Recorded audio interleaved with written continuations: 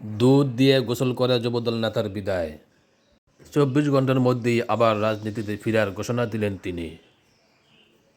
সাংবাদিক ভাইয়েরা, আপনারা আজকে যে কারণে এখানে আসছেন, আমার একটা ভিডিও গতকালকে একটা ভিডিও ছাড়ছি আমি, যে ভিডিওটা ভাইরাল হয়েছে যে আমি দুধ দিয়ে গোসল করে রাজনীতি থেকে সরে যাচ্ছি। আসলে এটা মূল কারণ হচ্ছে কি, আমি হলাম ৬ নং কলাকান্দা ইউনিয়নের যুব দলের সাবেক আহ্বায়ক কমিটির একজন সদস্য।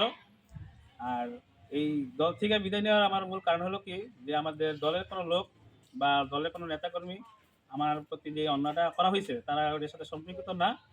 আমার মূল কারণ হলো কোনটা, যে গতকাল শুক্রবারে আমার এখানে একটা সামাজিকভাবে একটা বিচার হয়েছিল। এখন একটা ঘটনা এখানে ঘটছে, যে ঘটনার পরিপ্রেক্ষিতে আমার প্রতি তারা অন্যায় করা হয়েছে। হ্যাঁ, তারা যে রায়টা এখানে ঘোষণা করা হয়েছে এটা আমার ফ্যামিলি মানে নিতে পারে নাই। কারণ আমার ফ্যামিলি কোনো সময় কোনো কারণে যে কোনো কাঠগড়াইকে ধারা নাই। হ্যাঁ, তারা যে অন্যায়ভাবে পেশি শক্তি দিয়ে বা টাকার জোর দিয়ে আমার প্রতি যেই অন্যায়টা করা হয়েছে, যে রায়টা দেওয়া হয়েছে, এটা আমার আব্বু কখনো মেনে নিতে পারে নাই।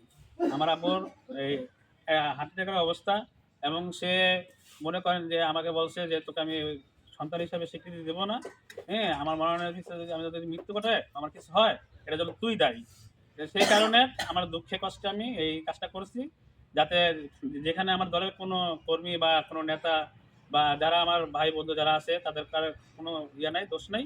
আর আমি আমার যে কথাটা বলছি যে আমি দলের জন্য কাজ করবো না বা দল থেকে বিদায় নিয়ে নেবো, আমার কথা হলো কোনটা, আমার প্রতি যে রায়টা করা হয়েছে, আমার যে লিডার আছে, যে নেতাকর্মীরা আছে, তারা যদি সুষ্ঠু তদন্ত করে এরা পরিপ্রেক্ষিতে একটা অ্যাকশন নেয়, হ্যাঁ, তাহলে আমি ইনশাল্লাহ আবার ব্যাক করবো।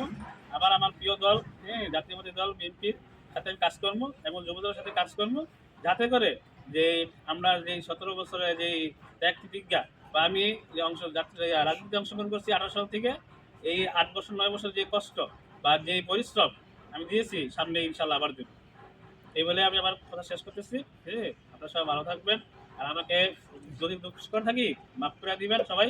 হ্যাঁ, আর আমার ভুলটা আপনারা বিবেচনা করে দেখবেন যে আমি আসলে কি আমার ভুলটা কি ওই শাস্তির যোগ্য ছিল কিনা। আল্লাহ হাফেজ।